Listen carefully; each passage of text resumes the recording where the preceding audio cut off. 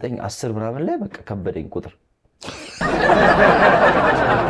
ለቀን በቃ ገባው አልቻልኩትም በቃ ሶስተኛው ቀን አልቻልኩም ነው የምሰራው ምናምን ሶስተኛው ቀን ቀረው በዛው ከዛ ቆዳ ጫማ አድርግ ስፉን ቀይር ያ ፎቶ ሌላ ሙሉ ከላይም ከውስጥም ጫት ነው የሚጫንበት ውስጡ ሰው የሚቀመጥበት አለ እሱም ጫት ነው የሚጫንበት ሜቢ ወደዛ አንዳንድ የአዲስ አበባ ነዋሪዎች ኢንተርቪው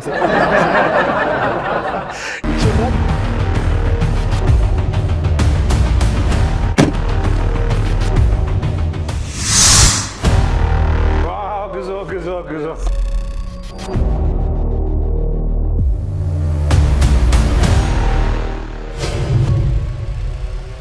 ዌልካም ኑ ለማረክ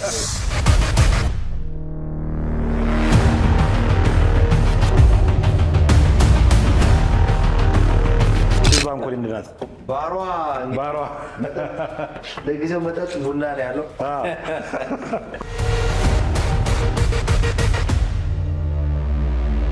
ተመልካቾቻችን ዛሬ በግሬስ ደርስ ፕሮግራሜ ከአንድ አሪፍ እንግዳ ጋር ቆይታ አደርጋለሁ። ግዞ ማራኪ ይባላል። በማራኪ ወግ ፕሮግራሙ የተለያዩ እንግዶችን በመጋበዝ ይታወቃል። ዛሬ ደግሞ ያው የሚሰራበት ቢሮ እየሄድኩኝ ነው የምገኘው። የግዞ ማራኪ ወግን ቢሮ እናሳያችሁ፣ አብራችሁን ቆዩ።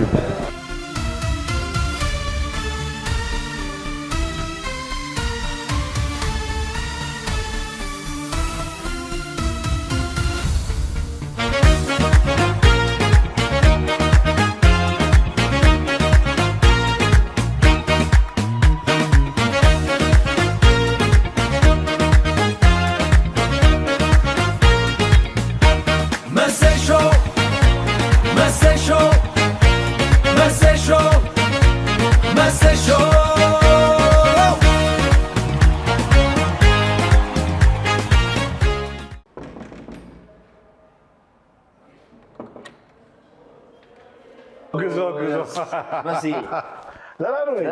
እንዴት ነው ማግኘት?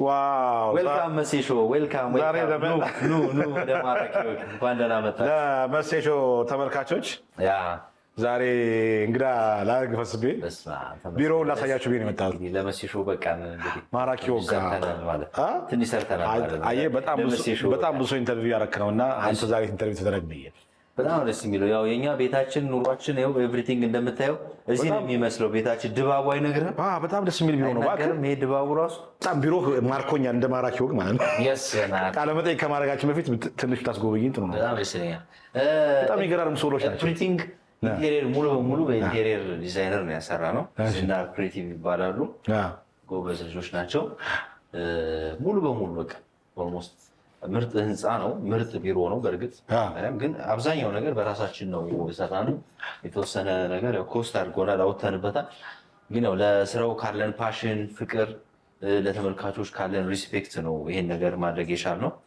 በፈለከው መንገድ መሳሪያዎችም ተሟልተዋል በደንብ ዩቲዩብን በፈለከው መንገድ ለሰራው ማለት ጥላ ላይተናል ይሄኛው ብዙ ጊዜ ቤታቸው እንግዶች ጋር ማንሄድ ከሆነ እና የተለየ ስቶሪ ያላቸው ሰዎች ከሆኑ እኛ እዚህ እናመጣቸዋለን የቤት ድባብ እንዲሰማቸው ቡና አድርገን እናደርጋለንና ቺዝ ባንኮሪ እንድናት ባሯ ለጊዜው መጠጥ ቡና ነው ያለው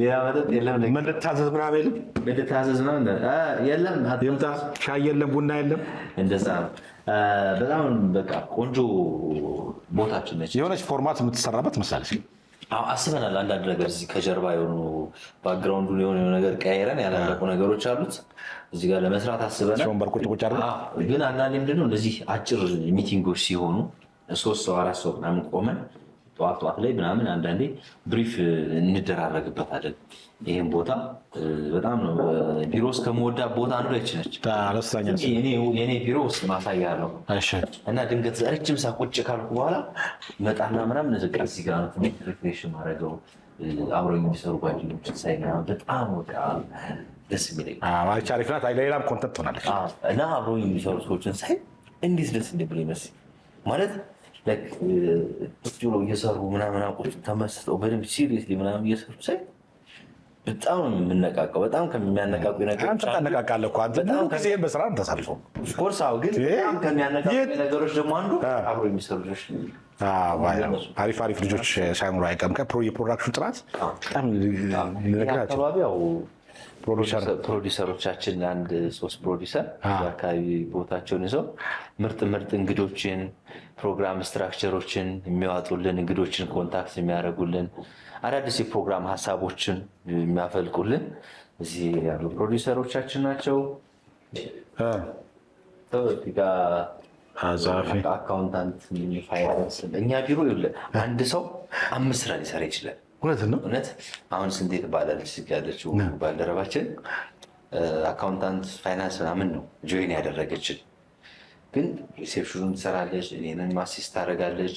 አሁን ሶሻል ሚዲያ ራሷ ቀርጻ ኤዲት አድርጋ ማስፖሰት ጀምራች፣ በጣም በአጭር ጊዜ ማለት ነው። 5-6 ስራ ሊሰራ ይችላል።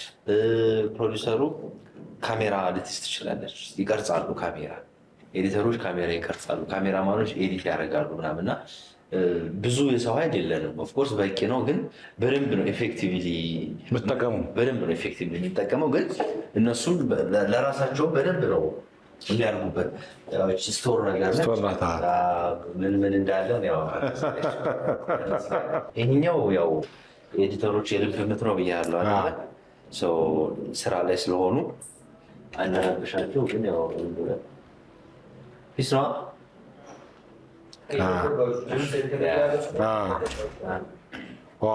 ይሄ አንተ ቢሮ ነው? ይሄ እንግዲህ የኔ ቢሮ ነው። ቢሮ ረጅም ጊዜ አልነበረኝም። እንግዳ ማገኘው የሚገርም ካፌ ውስጥ ነበር፣ ወይ ደግሞ እንግዶች መኪና ውስጥ ነበር። በጣም ብዙ እኛ ኤዲቲንግ ማራኪ ወግ እንደጀመር ቤት ውስጥ ነበር የምንሰራው። የሆነች አንድ ጠባብ ክፍል ቤት አለች። አንድ ካሜራ ኤዲቲንግ የሚሰራልን ልጅ ነበር። ከእሱ ጋር ሆነ ቤት ውስጥ ነበር የምንሰራው። ውጭ እንቀርጻለን፣ ቤት እንመጣለን፣ አዳር እንሰራለን። እንደዛ ነበር የምንሰራው። ከዛ በኋላ አንዳንዴ ከቤት ወጣ ብለን እንስራ ብለን ሲደብረን ቁጭ በል ሲዛና ቁጭ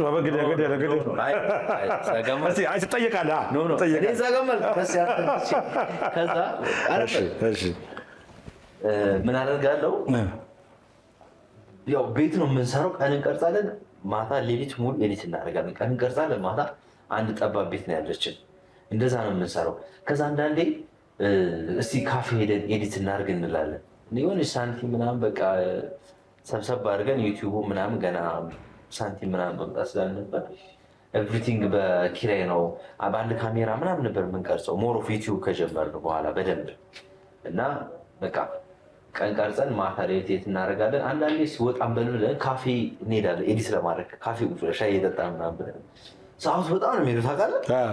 አንድ ሻይ ያዘን 4 ሰዓት ምናምን እንቀመጥ ይቻላል። ከዛ ሼን ይዛል አስተናጋጆች ይመላለሱባል። 3-4 ሲመላለሱብን በቃ እስኪ ደግሞ እንቀይር ደግሞ ካፌ ደግሞ ሌላ ካፌ እንሄዳለን ምናምና ወደ ሰሚት አያት አካባቢ ብዙ ካፌዎች ያውቁናሉ። እነሱ ብዙ የሰራንባቸው ካፌዎች አሉ። ቢሮ አልነበረንም፣ ብዙ አቅሙም ብዙ ነገር ስላልነበረ ግን በቃ በየትኛውም አጋጣሚ ቢሆን በቃ ካለ መስራት የተሻለ ነው እና ባለ መስራት ደግሞ በጣም ትልቅ ፓወርፉል። እኛ በአንድ ካሜራ እየተከራየን በሚሊዮን የታዩልን በጣም ብዙ ቪዲዮዎች አሉ። ይቺ የመጀመሪያ ማራኪ ወግ ሲጀምር ኤዲቲንግ የጀመርንባት ፒሲ ይችለች እና አሁንም እኔ ጋር ነው ያስቀመጥኳት። በቃ ባለውለታ ናት። ትልቅ ደብተር ነው የምመስለው። በቃ ባለውለታ አይነሽ ምናምን እና ቢሮ ስላልነበረን ረጅም ጊዜ አሁን እንግዲህ እግዚአብሔር ይመስገን አሁን ታገለግላለች አይደል? አሁን እግዚአብሔር ይመስገን እንደዚህ ቆንጆ ቢሮ አለን። እንግዲህ በጣም ቆንጆ ቢሮ ነው። ድንግል ማርያም ስዕሎች እዚህ ጋር እዛ ጋር አብዛኞቹ ስጦታዎች ሰዎች የሚያመጡልኝ የሚልኩልኝ ስጦታዎች ምናምን ናቸው። እዛ ጋር ውጭ በሄድንባቸው አጋጣሚዎች ያመጣናቸው አንዳንድ ማስታወሻዎች ናቸው። እዚህ ቢሮ እንግዲህ ቢሮ ነው ያለ በጣም ከስሆነን ሀሳብ ለማሰብ ለመስራት እንጠቀምበታለን ማለት ነው። እንግዲህ ኤኒታይም ቆንጆ ነው። ቆንጆ እመጣለሁ ከዚህ በኋላ በጣም በደስታ መሲ በጣም ደስ የሚል ቢሮ ነው። እንኳን አደረሰው።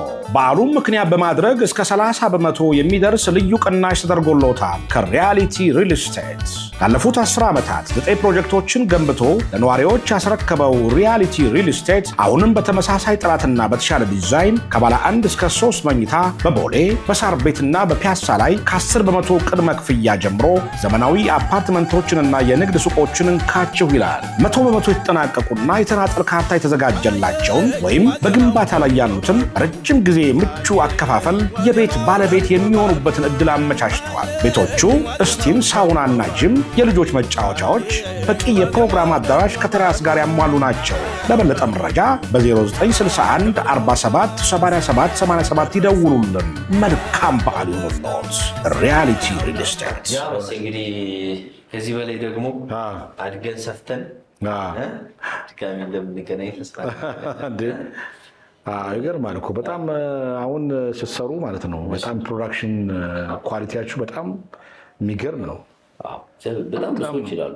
በጣም እንትን ነው የኤዲቲንጉ፣ ዳይሬክቲንጉ፣ የምትጋብዛቸው እንግዶች፣ ሆስት አደራረግ በጣም ጥራት ያለው ነው እና በዚህ ደረጃ ምን ያህል የምትጨነቁት ለፕሮዳክሽን? ለፕሮዳክሽን በጣም ነው ዩቲዩብ ላይ ስትመጣ ዋናው ኮንተንት ኢዝ ዘ ኪንግ ይባላል። በቃ የዩቲዩብ ዋናው ንጉሱ ኮንተንት ነው። ከዛ ቀጥሎ ደግሞ ያው ፕሮዳክሽን። ኮንተንቱ ላይ ያው እንግዶቻችን ናቸው፣ ቤስቶቻችን ናቸው እንግዶቻችን፣ የማራኪው ምርጦች ናቸው ሁሉም። ከዛ ውጭ ግን እንደ ባለሙያ በጣም ነው የምንጨነቀው። ማለት አሁን ብዙ ጊዜ አይመስልም ለአንድ ደቂቃ መግቢያ ቪዲዮ 3 ቀን ምናምን እናጠፋለን። አሁን ኤዲቲንግ ላይ በጣም ረጅም ጊዜ የምንፈጀው ኤዲቲንግ ላይ ነው። ብዙ ቪዲዮቻችን አይተህ ከሆነ የመጀመሪያዎቹ 1 ደቂቃ አካባቢ ላይ በጣም ኩክ ያደርጋሉ ወይ ደግሞ ሰውን ይይዛሉ ብለን እናስባለን። በጣም ነው የምንጨነቀው እነሱ ነገሮች ላይ ተመልካቾች አብረው እንዲቆዩ፣ እንዲያተርፉበት፣ እንዲማሩበት በጣም እንጨነቃለን። ርዕስ አሁን ተምብኔል ፖስተሮች ምናምን ስናዘጋጅ ሁሉም እዚህ ያለው ቢሮ ውስጥ ያለው ሰው ለአንድ ፕሮግራም 2 ወር 3 ርዕስ የማዋጣት ግዴታ አለብን። ግሩፕ አለን፣ ሁሉም ርዕሱን እዛ ውስጥ ይልካል። ከዛ ሁሉ ሰው ተመርጦ አንዱ ተጨቃጭቀንበት ምናምን ይመጣል። ርዕስም እንደዛው ሰው እኛ በደንብ በፓሽን የያዝነው በጣም ወደነው የምንሰራው ስራ ነው። ስለምንወደው በፓሽን ስለምንሰራ እና እዚህ ያለው ሰው በሙሉ ፓሽኔትድ ስለሆነ ነው የፕሮዳክሽን የኳሊቲው ሚስጥር ብለን የምናስበው። ከዛ ውጭ በጣም ጎበዝ ባለሙያዎች አሉ። እግዚአብሔር የሰጠን ባለሙያ በቃ እግዚአብሔር ነው የሚሰጠው። የምሬ ነው። በጣም ጎበዝ ባለሙያ አንተ ስለፈለግ ወይ በጣም ብዙ ስለከፈልክ ብቻ አይደለም። ኦፍኮርስ መክፈል አለብህ፣ ደህና ክፍያ መክፈል አለብህ። ግን ደግሞ በቃ እግዚአብሔር ይሰጣል። በቃ ምርጥ እህት ወንድሞች ምናምን እግዚአብሔር ሲሰጥ ደግሞ በጣም የሚገርም ነው የሚሆነው እና የአብረው የሚሰሩ ልጆች ጥረታቸው፣ ስራቸው፣ ኳሊቲያቸው የሚታዩ ስለሆነ ስለሚመሰከርላቸው ምናምን በደንብ ነው ፕራውድ ሆኜ አሁን የትም ቦታ ሲሄድ በጣም ፕራውድ ሆኜ ምናምን ነው የምናገረው የማወራው። በጣም ደስ የሚለኝ የዩቲዩብን አቅም የዩቲዩብን ሌቭል የት ድረስ እንደሆነ በደንብ እያሳየንበት ነው ብዬ አስባለሁ። አሁን ውጭ ምናምን ስለ አሁን ባለፈው ፍራንክፈርት ጀርመን ላይ የሆኑ ሰዎች አገኙና ለዩቲዩብ ነው የመጣሁት እንዳትለኛል ዩቲዩብ ሰራ ነው የመጣሁት በቃ ትቀልድ ምናምን አለ። እንዴት ነው በቴሌቪዥን ጣቢያዎች ሌቭል እንደዚህ ሀገር ቱር እያደረክ ምናምን ፕሮግራም ማሰራ እንሃው ምናምን አለ። በቃ ዩቲዩብ አቅም አለው ከሰራንበት እዚህ ድረስ አቅም አለው፣ ከዚህ በላይ አቅም አለው። ለዛ ደግሞ ምስክር ነን ምናምን አልኳቸውና ግን አትመለስማ እያሉ በኋላ መጥቼ ፕሮግራሙ ስለቀው ነው እና የዩቲዩብን አቅም ሌቭል ያሳየንበት። ይሄ ዩቲዩብን ሊሚት ላድርገው ካልክም እዛው ማቆም ትችላለህ። በጣም ከፍ ላድርገው ካልክም በዛው ልክ መስራት ትችላለህ። እና በጣም እኔ ማራኪ ወግ በጣም ነው የሚማርከኝ። በጣም ቶፕ ሌቭል ፕሮዳክሽን ነው፣ ቶፕ ሌቭል ኮንተንት ነው። ግጫው ለመሴ ሾው ይመስላል። ቡናም አለ ዛሬ ለመሴ ሾው ይመስላል። ቡና እየጠጣችሁ እንደዚህ በጣም ፏ ብላችሁ ነው ይሄን ፕሮግራም ሰምት በቃ እኛ ፊል አት ሆም እንደሚባለው ነው። ቤት ነው የሚመስለው፣ ቤት ውስጥ ነው የሚመስለው። ከዛ ውጭ ደግሞ ይሄ ኤሪያ ያው ኢንተርቪው የኛ ማራኪ ወግ ያው ብዙ ጊዜ እንግዶች ቤት ነው ፕሮግራሞችን የምንሰራው። አልፎ አልፎ ግን በጣም ድንቅ የሆነ ታሪክ ያላቸው እንግዶች ሲመጡ እና ቤታቸው መሄድ የማንችልበት አጋጣሚ ሲፈጠር እዚህ አምጥተን ቤታቸው እንደሆነ እንዲሰማቸው እያደረግን በጣም ቆንጆ ጊዜ እንዲሰጡ እናደርጋለን። እዛ እስቲ ቁጭ እንበልበት፣ ግን ቁጭ እንበልበት። አሁን ተጠየቅሽ ታሪክ ስላለ በጣም አሪፍ። የት ጋሉ? እዚህ ጋሉ። ሁሌ እሱ ጋር ነበር። አሁን እዚህ ሆናለሁ ደግሞ ተጠያቂ። ሶ ማች እዚህ ነው የምትቀርጿት? እዚህ ነው ቁጭ የምትለው? አዎ እንግዲህ ቤት ካልጋበዙን ቤታቸው እኛ ቤታችን እዚህ ቢሮችን እንጋብዛቸውና የልብ የልባችን ቡና እየጠጣን የልብ የልባችን እናወራለን። ስለዚህ በአንተ ወንበር ነው የተሰየምኳ። ተጠያቂ ስለሆንክ አንተ እየጠየቅኩ ነው። ይሻገራል፣ እኔ እመልሳለሁ። በቤቴማ በሜዳዬማ እዚህማ ያው እንግዳ ማምጣት እዚህ እያመጡ ትንሽ ቀለል ይላል። ያው እዚህ ኢንተርቪው ማድረግ በጣም ቀላል ይላል። ግን ቀላሉ መንገድም እሱ ነው፣ ሰው ኢንተርቪው ለማድረግ እዚህ ቀላል መንገድ ነው። ግን አሁን የአንተ አብዛኛው ፕሮዳክሽን ደግሞ በየቤቱ ነው የምትቀርጸው። ሄደህ በጣም ከባድ ነው እንግዲህ የአንድ ሰው የቀን ውሎ መቅረጽ። እኔን አሁን ስትቀርጸኝ እንግዲህ ስፖርት ሰራ፣ ከዛ ልጆች ሳስጠና፣ ልጆች ምግብ ስሰራ፣ ስሸኝ፣ ቢሮ ውስጥ ስሰራ፣ ከዛ ቴሌቪዥን ዜና ሳነብ ባት መከራን በልጥ ነው የቀረጽከኝ። ኦልሞስት 2 ቀን የፈጀብህ ነው። አይከብድም? ግን በየቤቱ ሄዶ ምን ያህል ልፋቱ ሲነገረኝ ሰዎች ተመልካቾች እንዲረዱ። ማራኪ ወግ ሰው በጣም ብዙ እንዲረዳው የምፈልገው ነገር አለ። የመጀመሪያው ነገር እንዳልከው ነው ፕሮዳክሽኑ።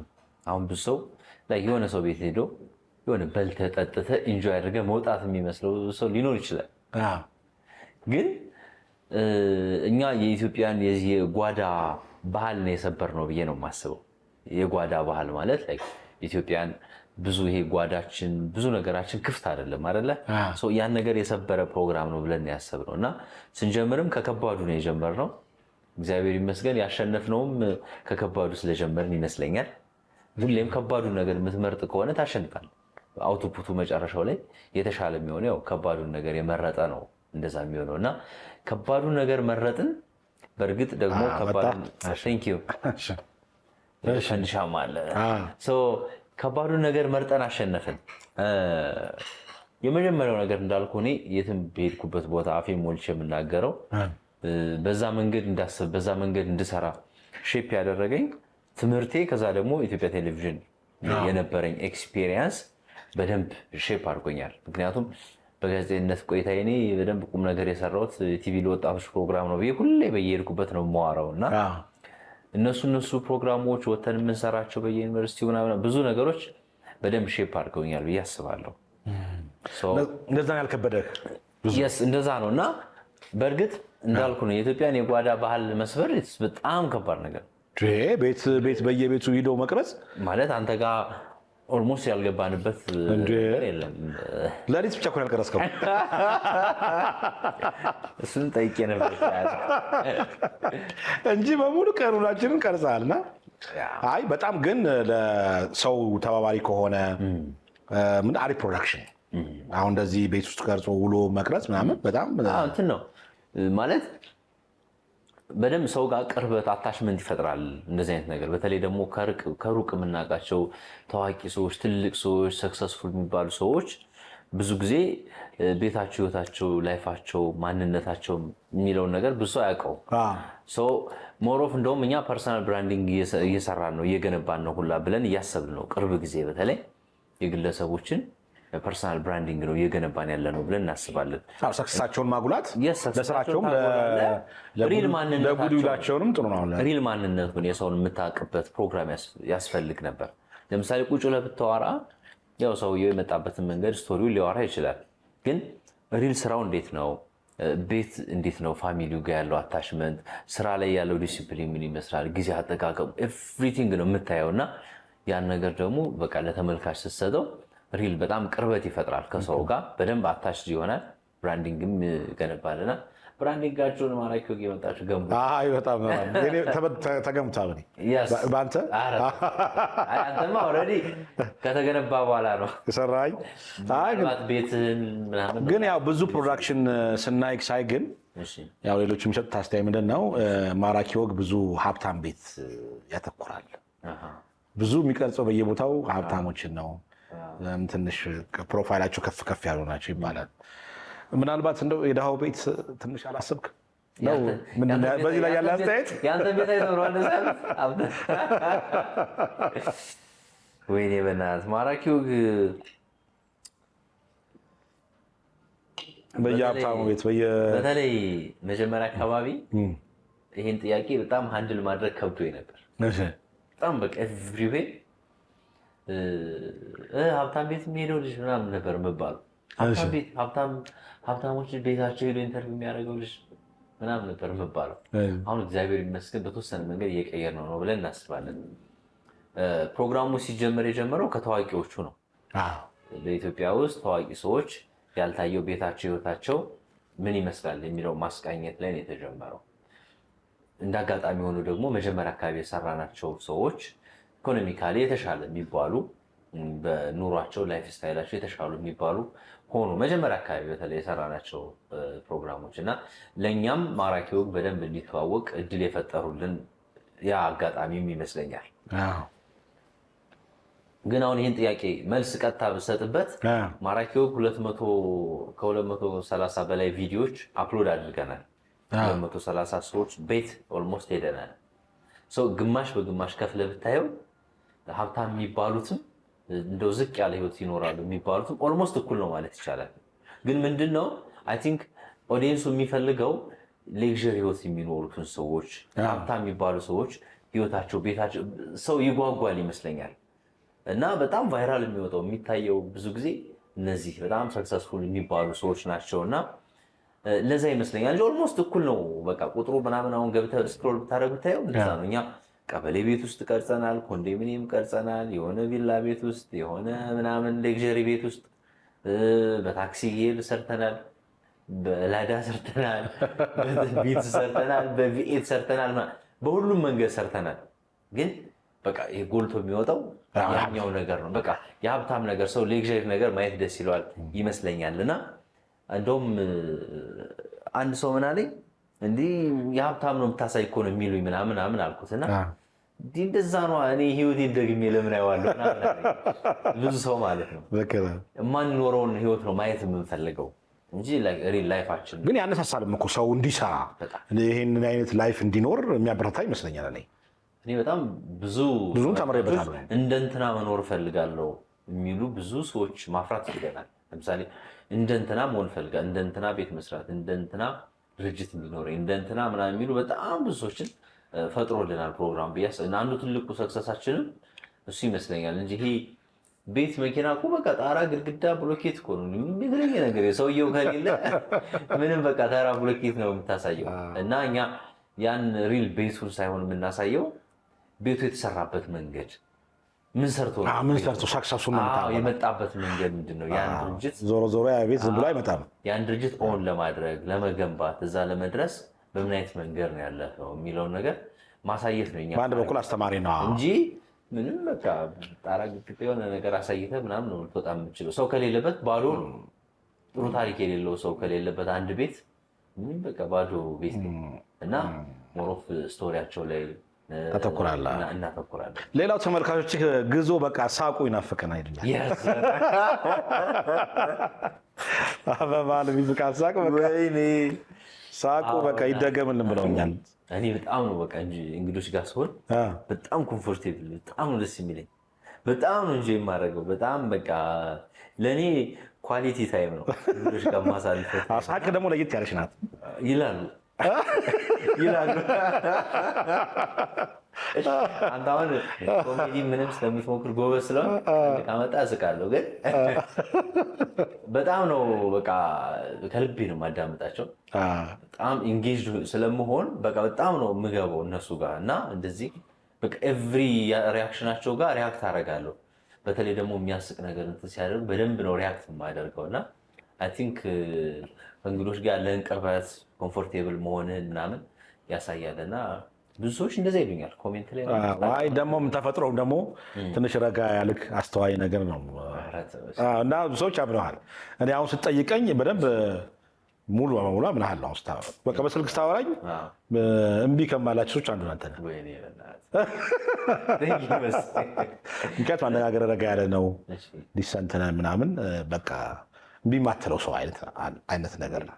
ለዛ ነው እንደ እንግዶች እኮ ብዙ ጊዜ ቤታቸው ምናምን ከሄድን በኋላ ቤት አይቀረጽም ምናምን በቃ ይቺ ሳሎን እዚህ ጋር ቁጭ ብለን ብቻ እናውራ ምናምንና እየቆየን እየተላመድን እየቆየን ስንሄድ ና ግዞ እዚህ ጋር ኪችን ይዞ ና ግዞ እዚህ ጋር መኝታ ኤቭሪቲንግ ነው ኦፕን አድርገው የሚያሳይ ምናምን እና አንዳንዶች ከቀረጽን በኋላ ምን አስነክተኝ ነው አንተ ልጅ ምናምን እኛም ብለናል።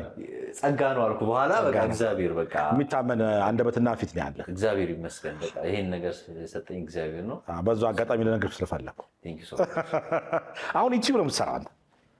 ይሄ በቃ ዩቲዩብ ስራ ይሄ ብቻ ነው? ዩቲዩብ፣ ሁለተኛ ዩቲዩብ፣ ሶስተኛ ዩቲዩብ እና ዩቲዩብ ባይኖር ምን ታደርጋለህ? ምን ትሰራለህ?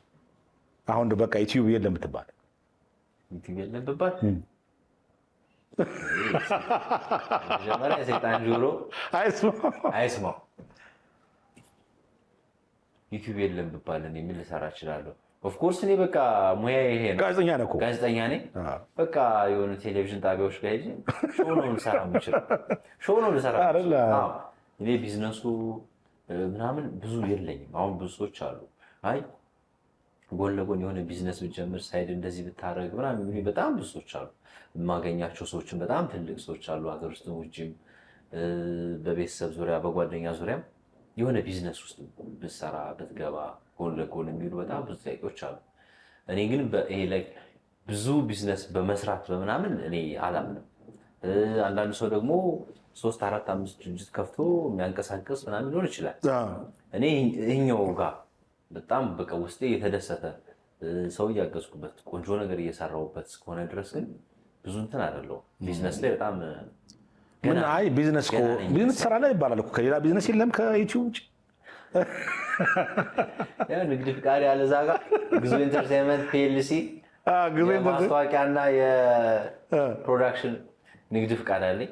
ያው ዩቲዩባችን ላይ ማስታወቂያዎች፣ ስፖንሰሮች ምናምን ሊመጡ ስለሚችሉ ደረሰኝ ምናምን ግዴታ ስለሚያስፈልጋቸው እና ኦፊሱም ደግሞ ሌጋል ግዴታ መሆን ስላለበት ይሄ ነው በቃ ንግድ ስራችን እንጂ ቢዝነስ የለም። በመላው ዓለም ቢዝነስ የለም። ይኸው ነው ዩቲዩብ ነው። አይ ሀብታም ነው ሀብታሙ ነው ሀብታሙ ስለሙሉ እኮ ነው ቤት አለው ተፈጠረ መሰለህ። ዱባይ ቤት አለው አለ። ዱባይ በጣም ከኢትዮጵያ ቀጥሎ ኦልሞስት ብዙ ጊዜ የማሳለፍበት እዛ ነበር ረጅም ጊዜ። እዛ መኖሪያ ፍቃድ ምናምን ስለነበረኝ ዱባይ እንትን እላለሁ። እዛ ምንድነው የሆነ ካምፓኒ አለ እና እንደ ፓርታይም እንትን እሰራለሁ እንደ ይሄ ማርኬቲንግ ሴልስ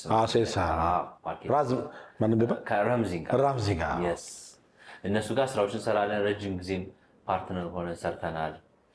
ኦልሞስት እነሱንም በማራኪ ወግ ነው መጀመሪያ ጊዜ ወደ ህዝብ ያስተዋወቅናቸው እኛንን ምናምን እና እነሱ ጋር እንትን እላለሁ እና አይ ቲንክ እመላለሳለሁ ምናምን። ያው በጣም ቆንጆ ሀገር ነች ዱባይ። ስለምመላለስ ብዙ ሰው እንደዛ ሊመስለው ይችላል። ከዛ ውጭ ግን እንዳልኩ ደግሞ ሀብታም ቤት ስለሚሄድ ከዛ ጋር እያዩታል። አሁን ፕሮግራሙ በራሱ ቅድም ያልከው ጋር ከዛ ጋር ሌቭሉን ከዛ ጋር እያያዙ አንድ ቀን አንድ እንግዳ ኢንተርቪው ልናደርግ ቤቷ ሄድን እና ምን አለችኝ፣ ጠዋት ነው ኢንተርቪው ሰዓታችን የነበረው። ማታ እስከ 4 ሰዓት እስከ 5 ሰዓት ቡቲክ እየፈለግኩ ነበር ልብስ ልገዛ። እኔ ብዙ ሾው ላይ ቀርቤ አውቃለሁ። ልብስ ምን ልልበስ ብዬ አስቤ ተጨንቄ አላውቅም። በቃ ያንተን ፕሮግራም ግን እንደዚህ ነው ሳይ በቃ ተሳቀቅኩ እና አዲስ ነገር ፈለኩ። ቤት ውስጥ የሆነ ነገር የሚቀመጥ እኔ ጋር የምለብሰው የሆነ ነገር ቤቷን ማስዋብ ፈለገች እና ሰው የሆነ የክላስ ጉዳይ ምናምን አደረጉት። ብዙ ሰዎች የክላስ ጉዳይ ምናምን አደረጉ። ኦፍኮርስ እኛ በዛ ሌቭል ቦታ ስለሰጡን ምናምን በጣም ደስ ይለናል። ግን እኛ ሞሮፍ የምንፈልገው ስቶሪው ነው። ምንም ጥያቄ የለውም። የመጀመሪያ ምርጫችን ስቶሪ ነው። ከዛ ውጭ ደግሞ ሰው ማየት የሚፈልገውን ነገር እነዛ ሰዎች የመጡበትን ነገር ያሳኩትን ሰክሰሳቸውን ስቶሪያቸውን ቢያወሩ በጣም ደስ ይለናል ምናምን እና እኔ ሀብታም አይደለሁም። አይ ዝም ብዬ ለጨዋታ ነው። ብዙ መንገዴን ታውቀዋለህ አንተ። አሁን እኮ እኔ አሁን ቢሮ መጥቻለሁኝ። እኔ የእኔን ስቱዲዮ አታየው? የት ያለው? አባይ ቲቪ ያለው። አባይ ቲቪ ያለውን በደስታ ነው ጀመረው። አዎ እዛ ደግሞ ሄደን አየህ ግዞ ያሳለፋቸው ውጣ ውረዶች አስተዳደጉ በኢትዮጵያ ቴሌቪዥን በሌሎች ደግሞ የነበረው ቆይታ ምን ይመስላል፣ እንዴት ማራኪ ወጋ እንዴት ደረሰ የሚለው ደግሞ እኔ ጋር ስቱዲዮ ሄደን ብናወራ ይሻል። በጣም በደስታ በዛውም ላሳይኝ ስቱዲዮ በጣም ደስ የሚለኝ አባይ ቲቪ። በዚህ አጋጣሚ ምናልባት የማያውቁ ተመልካቾች ካሉ አባይ ቲቪ ላይ ማራኪ ወግ ይተላለፋል። ዘወትር ሮብ ምሽት 3 ሰዓት ላይ ይተላለፋል እና በቴሌቪዥንም ሌላው አማራጭ ነው። ኦፍኮርስ በዩቲዩብ ነው የጀመርነው፣ ግን ደግሞ ሶሻል ሚዲያ ለማይጠቀሙ ሰዎችም ደግሞ እንዲሆን ለሰፊው በቴሌቪዥንም አለ። ስለዚህ ባልቀርጽበትም ግን እስኪ መጥቼ ስቱዲዮ ነውና የድሮ ታሪክ ይወራ። አሁን ስለ ማራኪ ወግ ብቻ ነው ያወራነው። ስለ ማራኪ ወግ ብቻ ነው ያወራን። ቴንክ ዩ ሶ ማች ማራኪ ወግን መታችሁ። በጣም አሪፍ ነው። ብዙ ኦፕን አይደለንም እኛ ቢሮአችንን የምንሰራበትን ኢንቫይሮንመንት ምናምን ከፍቶ ማሳየቱ ላይ ምናምን ኦፕን አይደለንም። ኢቭን በማራኪ ወግ ተመልካቾች ነው ይሄ ቢሮ የተገነባው። እነሱ ስለሚያዩን ስለሚያበረታቱን ስለሚደግፉን ነው። ለእነሱ እንኳን ገና አላሳየናቸውም። የመጀመሪያ በመሴቹ ይታያል። ኦፕን አላረግንም ገና ለብዙ ሰው ስለመጣችሁ ስላያችሁን ስለጎበኛችሁን ስለምታበረታቱን መሲ ቴንክ ዩ ሶ ማች። ቴንክ ዩ ወደ ኒዳ አሁን ቀጥታ እንሂድ። አሁን ኒዳ ልብስ ቀይራለሁ ወይስ እንደዚህ ነው የምንሄደው? ቀይር። እኔም እቀይራለሁ። እንደ በዚህ ማ አናገረም ነኝ ስቱዲዮ አለ ታዲያ ኮተና ሱሪ ለብሳለሁ። ቴንክ ዩ ሶ ማች። እሺ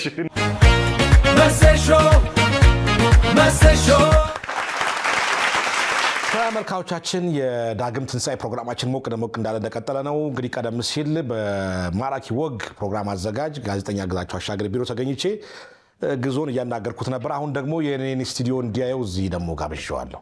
እንዴት ነው ሞራል?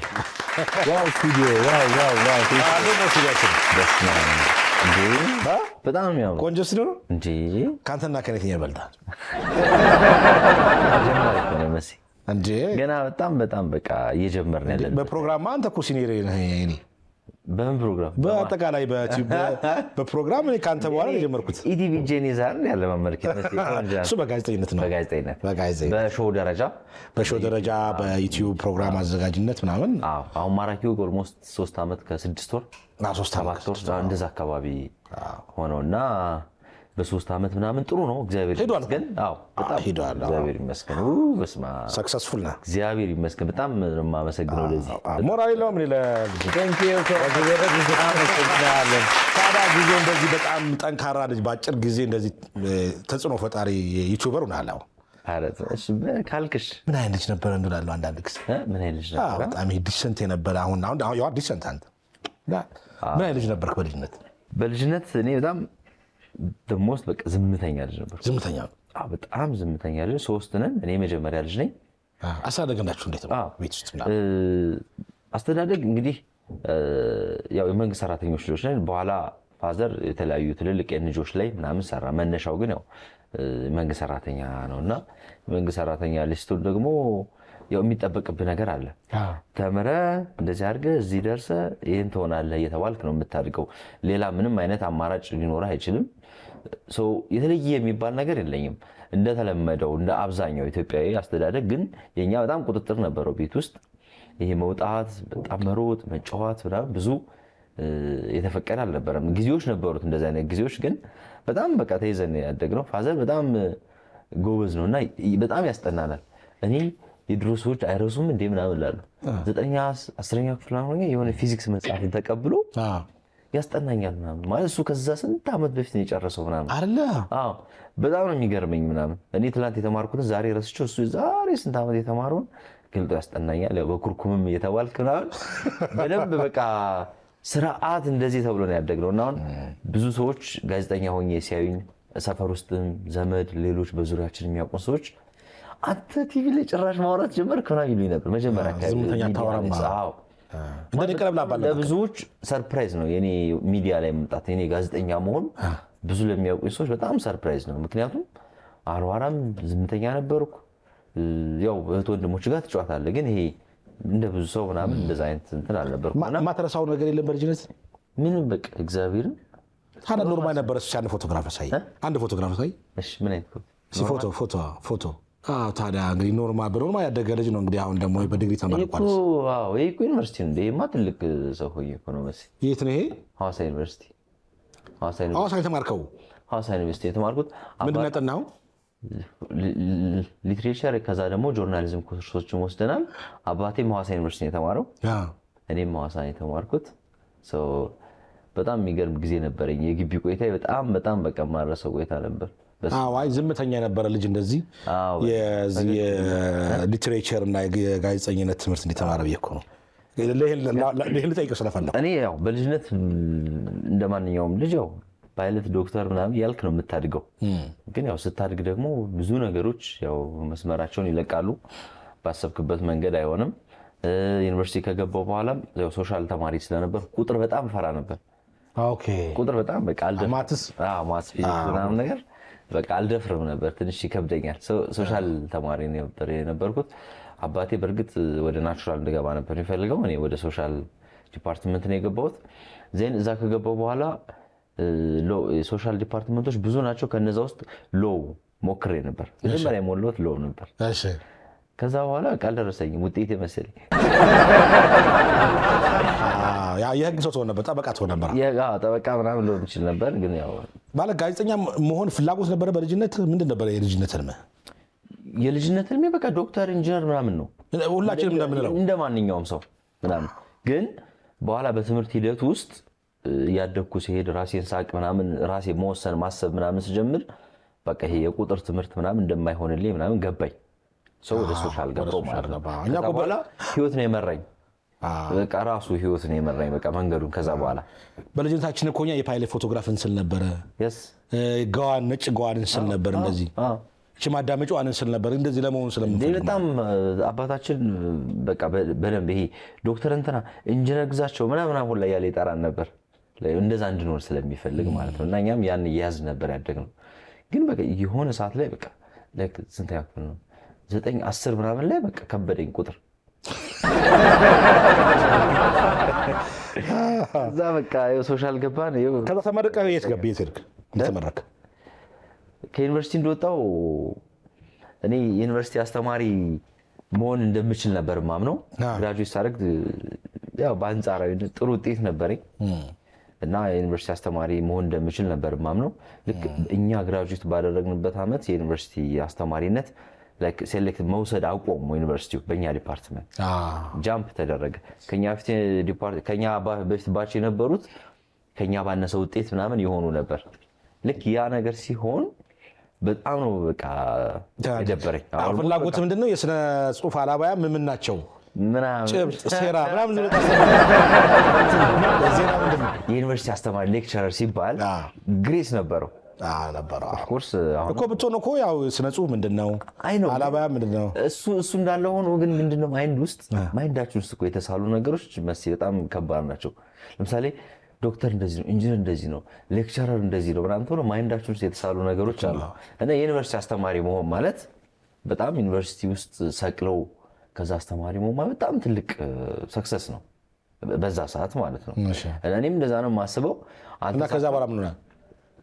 ከዛ በኋላ ምንድን የሆነው በቃ ወደ ቤት ሄድኩ፣ ወደ ቤተሰብ ባህር ዳር ጋር ቤተሰብ ጋር ሄድኩኝ። የተወሰነ ቁጭ አልኩ። ጥገኛ ሆንክ?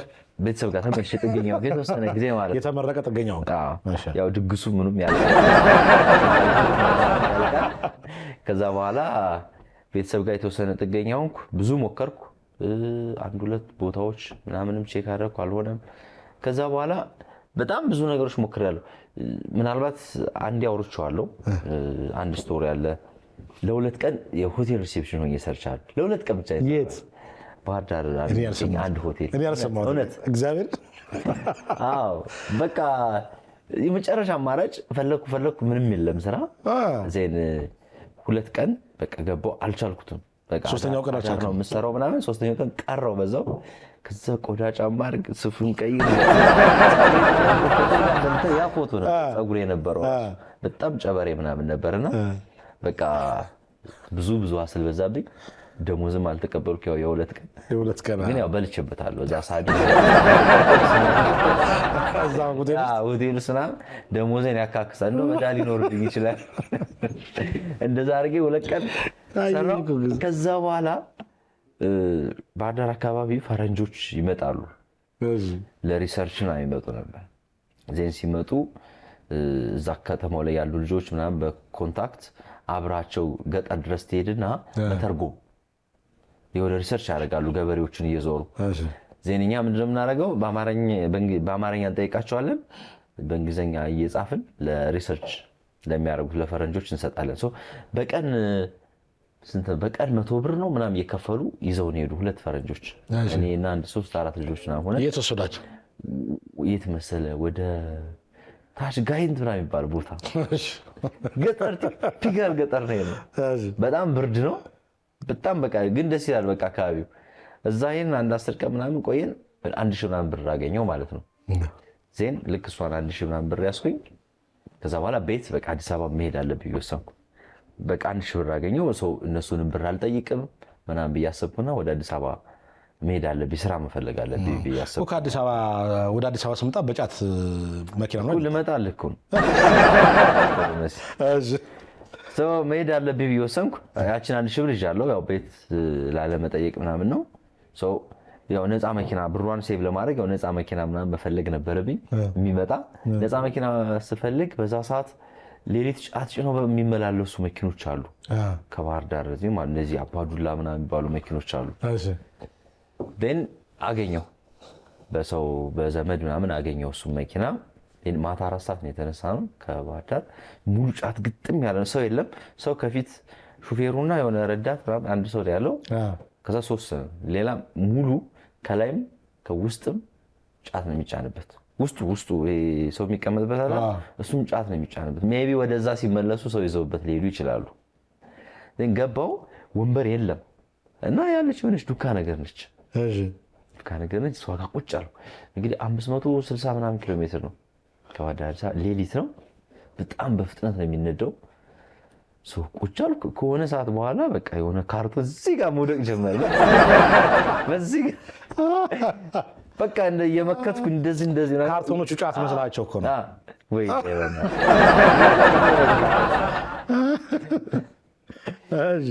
ዜን በጣም አይመችም ወንበሩ እና በነፃ እየመጣ ደግሞ ኮምፕሌን በነፃ መት እንዴት ታማረረው ቻል አድርገህ መተኛት አትችልም፣ በስነ ስርዓት መቀመጥ አትችልም። በቃ አሁን ሳስበው በጣም በቃ ደስ የሚለኝ እውነት ደስ ብሎ የማወራው ስቶሪ ነው። ምንም በቃ በጫት መኪና ስንት ሰዓት ፈጀብህ? 11 ሰዓት ገባን ከጧት ጀምሮ። አዎ እና መንገድ ላይ ምናምን ፍተሻ ስለነበር በቃ የሆነ ፒስታ ይገባሉ፣ የሆነ ነገር ሰፈር ውስጥ ይገባሉ ምናምን በጣም በቃ ከባድ የሌሊት ጉዞ እና አዲስ አበባ ገባህ ምናምን። አዲስ አበባ ገባው። ዜና አጎቴ አዲሱ ገበያ አካባቢ ያለ እሱ ተቀበለኝ። ጠዋት ከእንቅልፌ ቀስቅሶ ፒያሳና 4 ኪሎ ወስዶ የማስታወቂያ ማንበብ በማግስቱ ዜን የኢቲቪ ማስታወቂያ ያየሁት በቃ እንደ ዛሬ መጥቼ እንደ ነገ ነው። አይገርም? ዋው ይሄ ልዋ እኮ ነው። በቃ ና በቃ ተጠርቼ ነው የመጣሁት። እንኳን ተጠራህ። በስመ አብ እንኳን ተጠራህ አይደል? በቃ ና እዚህ ጋር ተብዬ ነው የመጣሁት። እንዴ አስበዋለሁ ዛሬ መጥተህ ከዛ ነገ ኢቲቪ በቃ እና ተጠርተህ እግዚአብሔር ይመስገን አገኘሁ እኮ አንዲት ፎቶግራፍ ላሳየህ። ምን አይነት ፎቶ? እንደተቀጠርኩ አይቻልም። ወይኔ ደረቴን በርግጄ ደረት እንዳለው ሰው ይኸውስ በእናትህ ምንም አጥንት እኮ ነው የሚቆጠረው፣ ግን በቃ ደረቴ ነው። እኔ እኮ ኢንተርቪው የምሰጥ ነው መሰለኝ ላይ እኔ መንገድ አንዳንድ የአዲስ አበባ ነዋሪዎች ኢንተርቪው ይሰጥ ይቺ ምንድናት? የመጀመሪያ ጋዜጠኛ አልመስልም። ለመጀመሪያ ጊዜ ኢቲቪ ለወጣቶች ፕሮግራም ሆስት ሳደርግ ነው። በስመ አብ 1600 ሰዎች ተፈትነን 8 ሰው ነው የገባ ነው። በ5 ዙር ምናምን የተፈተነው ያን ጊዜ እንደዛ በጣም ብዙ ሰው ነው ያን ጊዜ እንደዛ እና በመሀል በቃ ቀርቷል ብላው ተስፋ ቆርጬ ነበር። ረጅም ጊዜ ነው የሚመስለው ቅጥሩ የነበረውና ከስንት መስዋዕት በኋላ የተገኘች መሰለች። ከጋዜጠኛ ፍጹሜሽ ጥላጋ ነው ለመጀመሪያ ጊዜ ሆስት ያደረኩት። እሷ የቤቱ በጣም ሲኒየር ሰው ነበረች፣ እኔ ደግሞ የቤቱ በጣም ፍሬሽ ሰው እና ከሷ ጋር ነው ኢንተርቪው የመጀመሪያው ስክሪን ሰዓት ናት ሆስት ያደረኩት። እና ግዙ አያምርም? እዚህ አታዩትም? ግዙ በጣም አሪፍ ነው። ምን ነበር ገደባይቺ እንደዚህ የምታወራት ነገር የት ጋር መሰለህ የማግባቢያ የሆነ ኩባ ፓርክ ነው የሚባል ኩባ ፓርክ ነው የሚባለው አይደል? የቲቪ ሳደርስ ጥቁር አንበሳ ጋር አልፋ ያለው ፓርክ እዛ ማግባቢያ በፊት ከስቱዲዮ ውጭ መንገድ ላይ ምናምን ተመልካቾቻችን የወጣቶች ፕሮግራም ቀጠለ ምናምን ያልክብን በስ እኔ አላወራሁም ፍፄ ነው ያወራችው እኔ መግቢያና መውጫውን ነው የሰራው እንዲህ ያልኩኝ ጨርሰህ ኢቲቪ ስንት ዓመት ቆየ ኢቲቪ 4 ዓመት ሊሞላኝ 4 ወር 3 ወር ነበር የሚቀረኝ ቶሎ ነው የወጣሁት ቶሎ ነው የወጣው ግን በጣም በቃ በጋዜጠኝነት ህይወቴ ትልቁም ነገር የሰራሁበት ታይም እንዴት ነበር ቆይታ እንዴት ምን አዳበርክ ኢቲቪ ውስጥ አረ በቃ እኔ ጋዜጠኝነት የተማርኩት እዛ ነው ዩኒቨርሲቲ ምናምን አይደለም ጋዜጠኝነት የተማርኩት ኢትዮጵያ ቴሌቪዥን ነው በጣም በቃ አሁን የምንሰራቸው ስራዎች በጣም ፕሮፌሽናል እንድንሆን ኢቲክሱን ጠብቀን እንድንሰራ ብዙ ነገሮችን ያስተማረኝ ኢትዮጵያ ቴሌቪዥን ነው ለኛ ደግሞ በወቅቱ ስንሰራ በጣም ሃርሽ የሆነ ኤንቫይሮንመንት ነበር ወጣቶች ፕሮግራም በዩኒቨርሲቲው የዞን ቅዳሜ እሁድ ምናምን እየገባን በጣም የምንሰራበት ታይም ነበርና የስራውን ኢቲክሱን ዲሲፕሊኑ ምናምን በደንብ ነው የተማርኩት ኢትዮጵያ ቴሌቪዥን ላይ ቀደም ብሎ ምንድነው ስክሪን ላይ ከወጡ ሰዎች መካከል አንዱ ነበርኩኝ ቶሎ ወደ ስክሪን ከወጡ ያን ጊዜ ወጣቶች ፕሮግራም አስታውሳለሁኝ ሆስት አጥቶ ነበር በዛ ወጥ ለቀው ነበር እና አዳዲስ ሆስቶች የሚፈልጉ ነበር ሙሌ ምናምን ነበሩ ሙላት አናጋው ነፍጹ ምናምን ነበሩ ግን ምንድነው እኔ በጣም ተረስቶ ነበር እናንተ ዜና የምታነቡባት መስተዋት ምናምን ወደ ስቱዲዮ ቢ ነው መስተዋት እዛ የገባው ለማመር ነበር ብቻ የገባው ስቱዲዮ ፍሪ ሲሆን እጄ ምናምን ፖስት ማድረግ ለማመድ ነበር ወጣቶች ያስፈልጋሉ ያን ጊዜ አስተውሰዋለሁ ወጣቶች ያስፈልጋሉ ለወጣቶች ፕሮግራም አዘጋጅ አይ በዛው አጋጣሚ ቲቪ ለምን እንደወጣ ነገራቸው ቲቪ በጣም ቀድሜ ነው የወጣው እኮ ከኔ ጋር የት እንዳይወጣው ለኔ አርጅቼ እኮ ነው የወጣው እንኳን አደረሰው በዓሉን ምክንያት በማድረግ እስከ 30% የሚደርስ ልዩ ቅናሽ ተደርጎልዎታል ከሪያሊቲ ሪል ስቴት ላለፉት 10 ዓመታት 9 ፕሮጀክቶችን ገንብቶ ለነዋሪዎች ያስረከበው ሪያሊቲ ሪል ስቴት አሁንም በተመሳሳይ ጥራትና በተሻለ ዲዛይን ከባለ 1 እስከ 3 መኝታ በቦሌ በሳር ቤትና በፒያሳ ላይ ከ10% ቅድመ ክፍያ ጀምሮ ዘመናዊ አፓርትመንቶችንና የንግድ ሱቆችን እንካችሁ ይላል 100% የተጠናቀቁና የተናጠል ካርታ የተዘጋጀላቸውን ወይም በግንባታ ላይ ያሉትን ረጅም ጊዜ ምቹ አከፋፈል የቤት ባለቤት የሚሆኑበትን እድል አመቻችተዋል ቤቶቹ ስቲም ሳውናና ጂም የልጆች መጫወቻዎች በቂ የፕሮግራም አዳራሽ ከቴራስ ጋር ያሟሉ ናቸው ለበለጠ መረጃ በ0961 47 87 87 ይደውሉልን መልካም በዓል ይሁንልዎት ሪያሊቲ ሪል ስቴት ብዙ ርሜዛው ቲቪ ነው ያለፈው አይደል ኦልሞስት 13ኛ እድሜ ነው 10 ምናምን ዓመት ያነበብከው 18 ዓመት ብዙ እኮ ነው እኔ 3 ዓመት ከምናምን ነው ጥሩ ጊዜ ነበር አንተ የታወቅበት ጊዜ ነው ኢትዮጵያ ቴሌቪዥን ለምን ወጣው መሰለህ ያው ኑሮን ለማሸነፍ ነው ያችን ፎቶ ራሴን ቲቪ ላይ ለማየት በወቅቱ ቴሌቪዥን አልነበረኝም እና የሆነ ሰፈር ግሮሰሪ ፈልጌ ምናምን ማታ ገብቼ ያየዋት ኦኬ የራሴ ቲቪ ስላልነበረኝ ማለት ነው ቤት ውስጥ ምናምንና ከዛ በኋላም ኑሮን እያየሁት እየለመድኩት በደንብ እየተግባባው ምናምን ሲሄድ በቃ የሆነ እንደማልቆይ ምናምን ውስጤ እየገባኝ ነበር የሆነ ኤክስፖዠር የሆነ ነገር ይታየኝ ነበር ከዛ በኋላ ግን እኔ ከመውጣቴ በፊት ብዙ ከኢትዮጵያ ቴሌቪዥን ብዙ ጋዜጠኞች ወጡ በተለይ ስፖርቱ አካባቢ ላይ ምናምን ሬዲዮዎች አዳዲስ ቲቪዎች ሬዲዮ ጣቢያዎች ምናምን የተከፈቱ ብዙ ሰዎች ወጡና ህይወታቸውን በደንብ ሲቀይሩ አየን ክላክስ ያረጉ ሲያልፉ አየን ወደ መኪና ገዝተው ምናምን ክላክስ ያረጉ በቃ በጣም አነሳሱኝ እውነት ላይክ የምወደው ቤት ነው ግን በቃ አሁን በመውጣቴ በጣም አልጸጸትም ምክንያቱም ያው ለተሻለ ነው ፈለጋ ነው ሁላችን ነገር በመሃል ባሳልፍም አሁን የተሻለ ነገር ላይ መነሻዬ ስለሆነ አመሰግናለሁ በመሃል መጽሐፍ አሳትመ ነበር የጋዜጠኞች የኛ ታሪክ ያለበት የጋዜጠኞች ወግ የጋዜጠኞች የኔም ታሪክ አለበት ማራኪ ወግ የጋዜጠኞች አንተ ከወግ አልወጣም እሱ ላይ እኮ የሆነም ችግር አጋጥሞ ነበር አለ በጣም እኔ መታተሙ ነው የማውቀው እሱ ታሪክ እኔ ብዙ ማውራት ታያለ ነው ማውራት የማልፈልገው ታሪክ ነው ማለት ያው ሐሳቤ የነበረው በኢትዮጵያ ጋዜጠኝነት ታሪክ ውስጥ ጋዜጠኞች ከስቱዲዮ እስከ ጦር ሜዳ ድረስ ያሳለፉትን ስቶሪ በህይወት ያሉትን ኢንተርቪው ያደረኩ የሌሉትን ደግሞ አርካይቫቸውን አሰባስቤ ወደ መጽሐፍ መልክ መቀየር ነው እና ሁለተኛው ዓላማዬ ደግሞ ገንዘብ ማግኘት ነው ማለት ሬዲዮ ሞከርኩ፣ ቴሌቪዥን ሞከርኩ፣ የሆነ ሾው ሞከርኩ፣ ብዙ ነገር ሞከርኩ። የመጨረሻ አማራጭ እስኪ ደግሞ መጽሐፍ ልሞክር ምናምን ነበር የነበረኝ አማራጭ ማለት ነው። ጻፍኩ ምናምን አንተንም ጨምሮ ኢንተርቪው አድርጌ ወደ መጽሐፍ ቀይሬ ብዙ ሰዎች ተባበሩኝ፣ እግዚአብሔር ይስጣቸው። መጽሐፉ ሲመረቅ ነው ችግሩ የተፈጠረው። መጽሐፉ የሚመረቀው በ60 ሺህ ብር ነው። ወደ ስንት ኮፒ መሰለ? 5000 ኮፒ። እኔ ማለት እንደ ኃይለኛ ጸሐፊ 5000 ኮፒ ይሆናል። 3000 ቤት ነው ያለው። ማለት እንደ ኃይለኛ ጸሐፊ የሆነ እኔ ማን ነኝ? እኔ አለማየሁ ገላጋይ ባለጌታ ማን ነኝ እኔ? 5000 አሳትሜ 60 ሺህ ብር ያው በጣም ዲስካውንት ተደርጎልኝ ምናምን። ያው ገጹ ትንሽ ስለሆነ ገጹም ትንሽ ነው። አይን ዓለም መጽሐፍ የሚባል ያተመልኝ አስታውሳለሁ። 60 ሺህ ብር ነው የሚታተመው አለኝ። 60 ሺህ ብር ከየት አገኘህ? ከዛ 1 ብር የለኝም ታምናለህ? እሺ እንዴት ነው ስለው አከፋፈሉ መጀመሪያ 30 ሺህ ብር ከዛ መጽሐፉ ታትሞ ሲወጣ ደግሞ ቀሪውን 30 ሺህ ብር አለኝ። የመጀመሪያውን 30 ሺህ ብር በጣም ብዙ ሰው ሞክሬ ተበደርኩ፣ ተሳካልኝ ከዘመድ። መጽሐፉ ህትመት ገባ። ልክ ህትመት እንደገባ እኔ ራስ ሆቴል ምናምን አናገርኩ፣ በነፃ እንዲሰጡኝ አዳራሽ ላስመርቅ ብዙ ሞከርኩ፣ ተሳካልኝ እሱ ነገር። መጽሐፍ ምርቃቱ ነገ ነው። ቤተሰብ ጠርቻለሁ፣ መጥተዋል ከባህር ዳር። ያው በቃ ቤተሰብ በቃ ፕራውድ ይሆናሉ ብዬ ነው እኔ የጠሯቸው። ዘመድ መጥተዋል፣ ቤተሰብ መጥተዋል፣ ብዙ ሰው ተጠርቷል። መጽሐፍ የሚመረቀው ነገ ነው። እስከ ዛሬ ማታ ድረስ መጽሐፉ አልወጣም ከህትመት ቤት። ቀሪ 30 ሺህ ብር ጠፍቶ ማለት ነው። አዳራሹ ተዘጋጅቷል፣ ሰው ተጠርቷል ምናምን። በጣም ግራ ገባኝ። አሁንም ድጋሚ ሞከርኩ። በጣም አንድ ወዳጄ አበደረኝ። ምን አልኩት? በቃ መጽሐፉ ሲመረቅ እዛው ተሽጦ እዛው ጋር ነው የምሰጥህ አልኩት። እርግጠኛ ነኝ 5000 ኮፒ ነው ያሳተምኩ። ዋጋው 100 ብር ነው። ሰራው ብር 500 ሺህ እንደዚህ ነው። 250 ሺህ ብሩ የቤት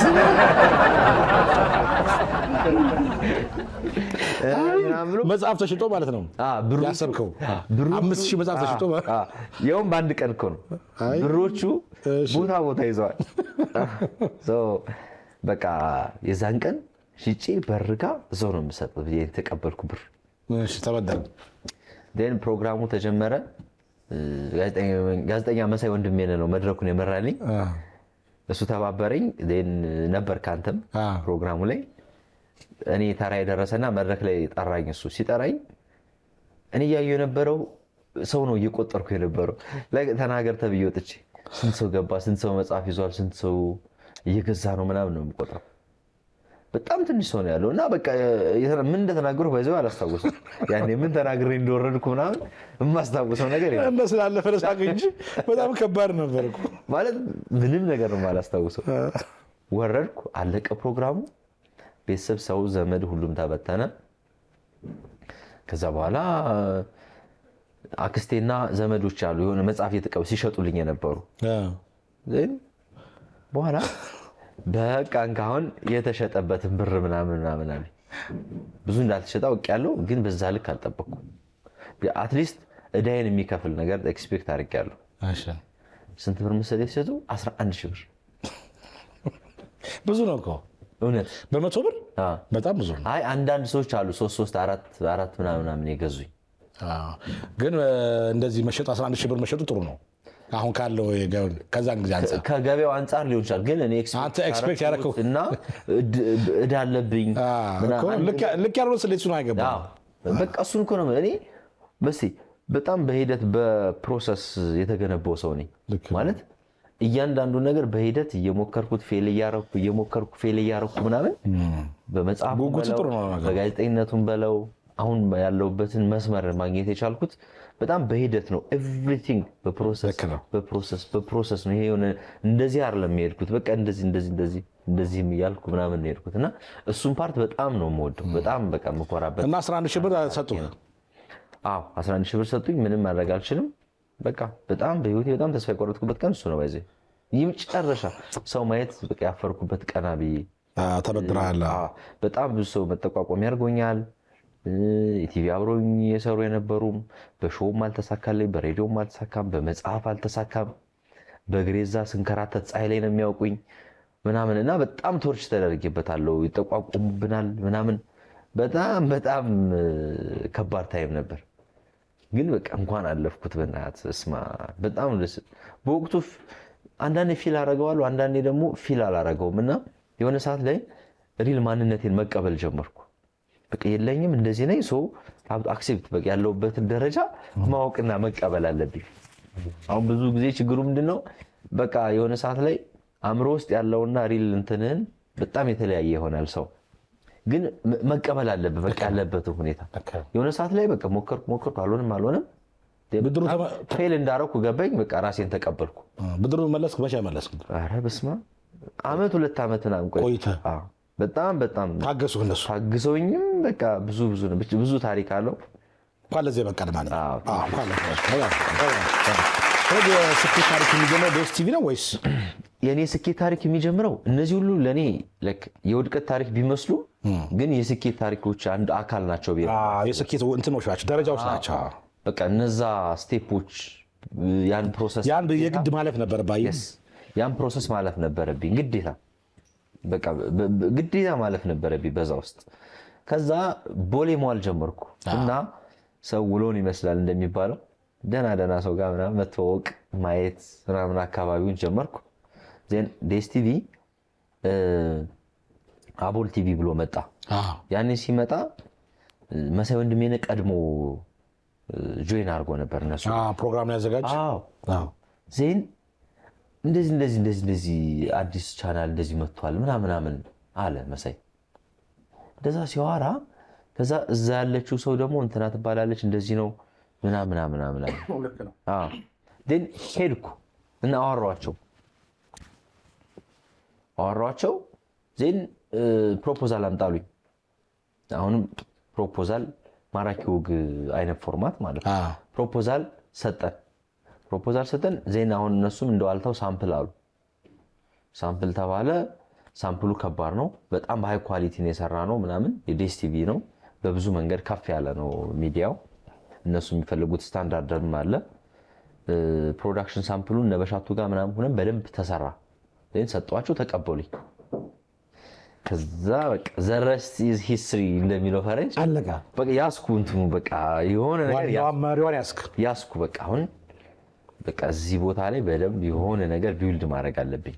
በተለይ ፋይናንሻሊ በጣም በቃ ራሴን ነፃ ማውጣት አለብኝ፣ ስራ መስራት አለብኝ ምናምን ብዬ በደንብ በቃ ወሰንኩ ምናምን። ከዛ በኋላ በቃ እናንተ መጣችሁ፣ ብዙ ተሰራ። ከዛ ዴስቲቪ አቦል ላይ ኦልሞስት 10 ወር አካባቢ ምናምን የቆየሁት። በጣም ትልቅ ብር ነበር የሚከፍሉኝ። ኦልሞስት ከ100 የዘለለ ነበር እናገኝ የነበረው ኔት። ከዛ በኋላ ያን ጥዬ ወጣሁ። በእንግዳ ምርጫ በተለያየ ነገር መስማማት አልቻልንም በተለያዩ ምክንያቶች። ግን ለእኔ በጣም መሰረት ሆነ። በጣም ነው የማመሰግናቸው አምኖ ስለተቀበሉኝ። ግን በቃ በዛ መንገድ መቀጠል አልቻልንም። መልቀቅ ብርቅ አይደለም በሚለው አሁንም 100 ምናምን ሺህ ብር ለቅቄ ወጣው ማለት ነው። አሁን ብዙ ሰው ሪል ላይ መስል ይችላል። አንድ ሰው 100 ምናምን ሺህ ብር ተቀጥሮ ያውን በቅጥር እኮ አይደለም በራስ ሰዓት ነው የምትሰራው እኮ ሾው ነው ሰርተህ የምትሰጣቸው። ቋሚ ቅጥረኛም አይደለም። እንደዛ ሰዓት ከ4-5 ዓመት በፊት የነበረ ታሪክ ነው የማወራው። ይሄ ያን ነገር ጥለ መውጣት 100 ምናምን ሺህ ብር በጣም ከባድ ሊመስል ይችል ነበር። እኔ ግን በቃ አደረኩት። ወጣው ዩቲዩብ ተጀመረ። ማራኪ ወግ የሚለው ቻናል ክሬት ተደረገ። ያኛው በሪዩዝ ኮንተንት በምናምን ተዘግቷል ቆይቷል። ዲኤስቲቪ ስገባ ረሳሁት። የዲኤስቲቪ ብር ተመቼ ምናምን ያኛውን ረሳሁት። ከዛ በቃ ጠዋት ላይ ማራኪ ወግ ተብሎ ተከፈተ። የመሴ ፕሮግራም ማማጥኑ በኋላ ተለቀቀ። በአንተ ቪዲዮ ሞኔታይዝድ ሆነ። በአንተ ቪዲዮ በመጀመሪያ ቪዲዮ ሞኔታይዝድ ሆነ። ከዛ በኋላ ማራኪ ወግ መሀሉ ብዙ ሂደቶች አሉት ላለፉት 3 ዓመት ከ6 ወር። ግን አሁን እግዚአብሔር ይመስገን በደንብ የተደራጀ ተቋም ሰራተኛ ቀጥረ በአግባቡ ስራ እየሰራ ነው።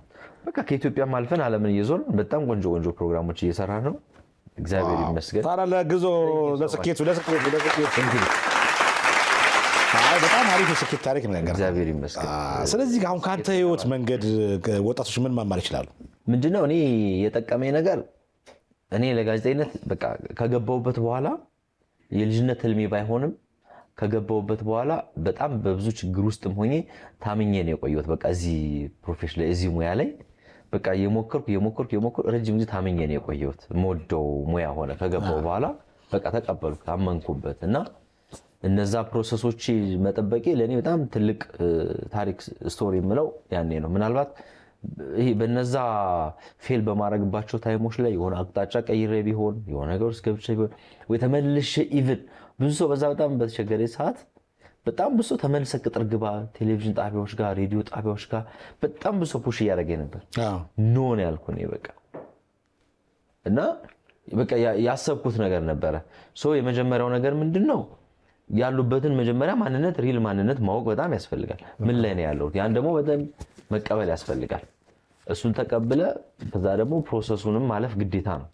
ሂደት ነው በቃ ማለት ስኬት መቼም ቀላል ቢሆን ሁሉም ሰው ስኬታማ ይሆን ነበር። ሁሉም ሰው ስኬታማ መሆን ይችል ነበር። ከባድ ነው። ያን ማመን ያስፈልጋል እና ደግሞ በፕሮሰስ ማመን። እኔ በፕሮሰስ የሚያምን ሰው በጣም ደስ ይለኛል።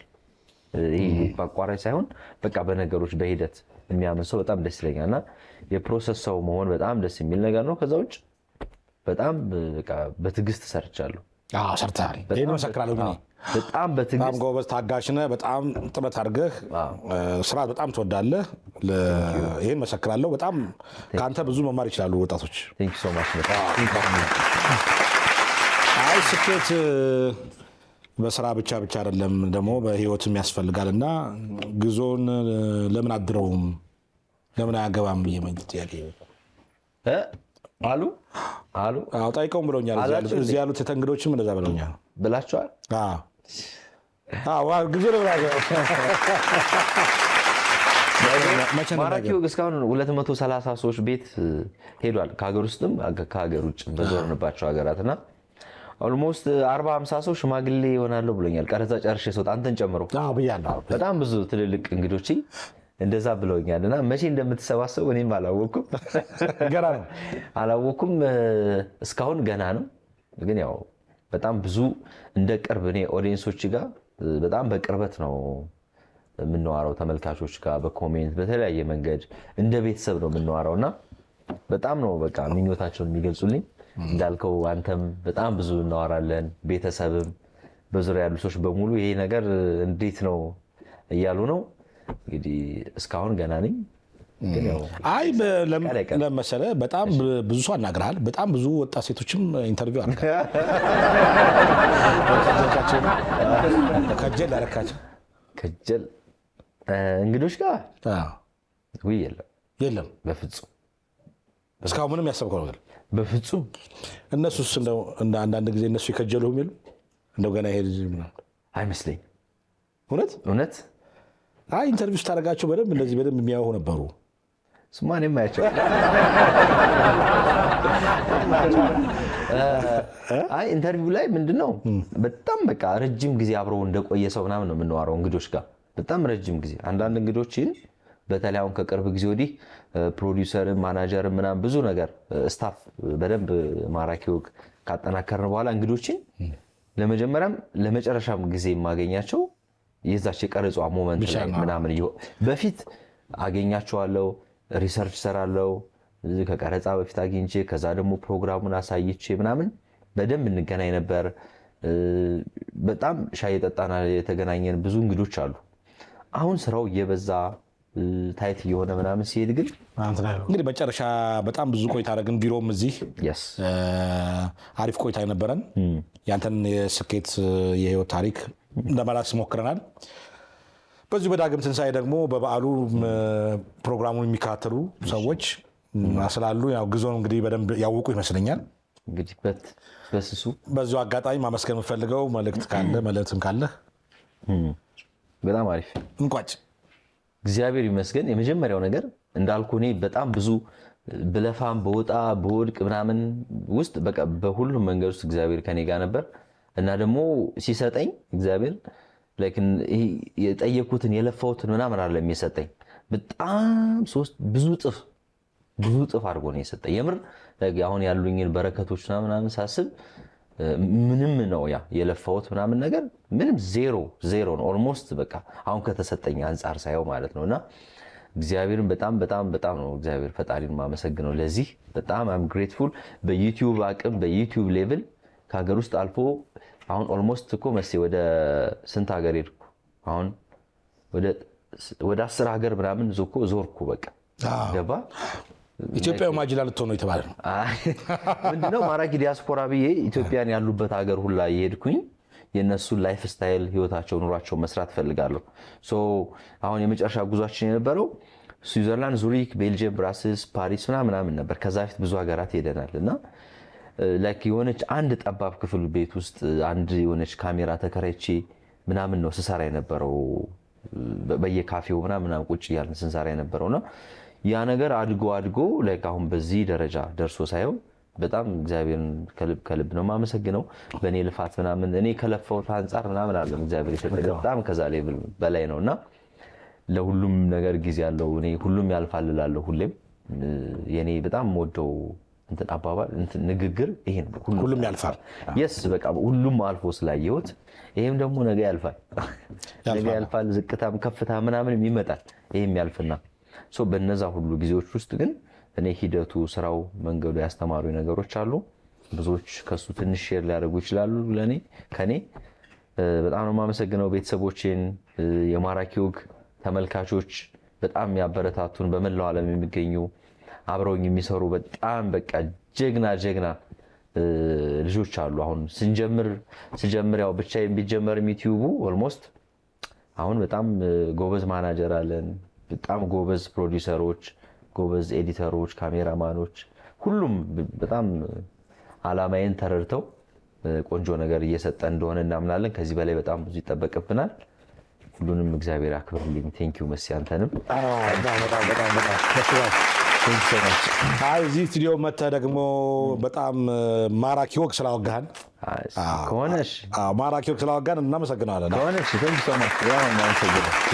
ጥሩ ስኬት እንመኝላለን። አሁን ጥሩ ደረጃ ደርሰሃል። ከዚህም በላይ እንደምትሆን ይጠበቃል። የራስ ደግሞ ጣቢያ የራስ ስቱዲዮ ኑሮህ ትልቅ ደረጃ እንደምትደርስ ተስፋ አደርጋለሁ። እግዚአብሔር ያውቃል። እንግዲህ እኛ እንሞክራለን። እግዚአብሔር ይዘዋል። ጭራው ተይዟል። የነብር ጭራን ከያዙ አይለቁም። ግን በጣም ዶሮ በላ መሰል በጣም ፍራል ዳግም ትንሣኤ ነው ስራው። በቃ አሁን አይኔ ራሱ ቀልቷል ማለት እውነት።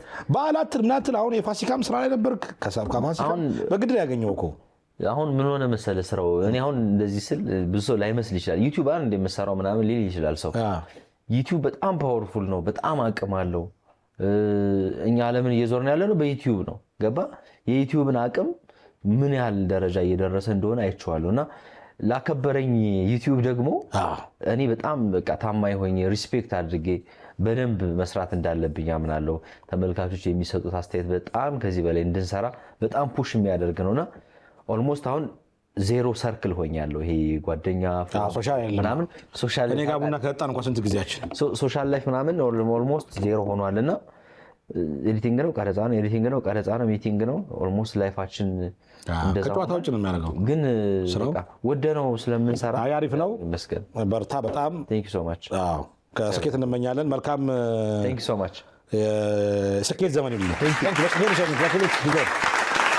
ዩ መልካም ዳግም ትንሣኤ